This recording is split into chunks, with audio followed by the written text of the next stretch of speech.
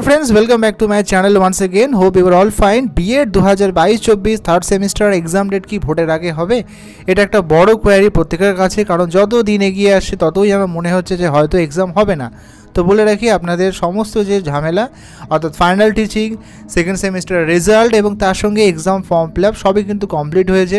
একবার যদি ইলেকশন 19 তারিখ থেকে আরম্ভ হয়ে যায়, তারপরে ম্যাক্সিমাম কলেজ, যেহেতু অন্য কলেজে হবে আপনাদের পরীক্ষা, সেটা কিন্তু ভর্তি হয়ে যাবে, কারণ কেন্দ্রীয় বাহিনী সেখানে কিন্তু থাকবে যতক্ষণ না ভোট শেষ হচ্ছে বিভিন্ন জেলায় বিভিন্ন সময়ে।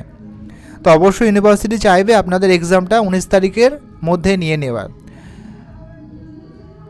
আগের সেমিস্টারগুলোতে দেখেছি যে আপনাদের 10 থেকে 15 দিন আগে কিন্তু এক্সাম ফর্ম ফিল আপের ডেট দেয়। যেহেতু এক্সাম ফর্ম ফিল আপ আপনাদের কমপ্লিট হয়ে গেছে, তাই কোনো সমস্যা নেই।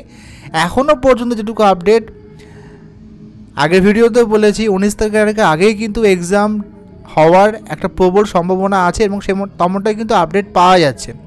আপনারা কিন্তু প্রস্তুত থাকুন। মাত্র একটা পেপার, তাই পরীক্ষা নেওয়াতে কিন্তু কোনো রকম অসুবিধা হওয়ার কথা নয়। মাত্র 35 নম্বরে একটি মাত্র পেডাগজি পেপার, তাই সবাই কিন্তু প্রস্তুত থাকুন এবং এটাই ভেবে চলুন যে হ্যাঁ, পরীক্ষার ইলেকশনের আগে কিন্তু আপনাদের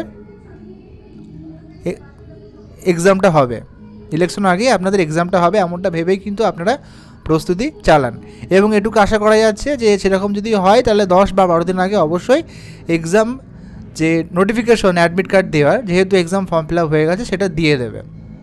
তাই প্রস্তুত থাকুন, যে কোনো সময় হয়তো নোটিফিকেশন আসতে পারে। ভিডিওটি ইনফরমেটিভ মনে হলে অবশ্যই লাইক করবেন এবং সাবস্ক্রাইব করতে ভুলবেন না যদি বিয়ে রিলেটেড ভিডিও পেতে চান। এবং সবাইকে হোলির প্রীতি এবং শুভেচ্ছা।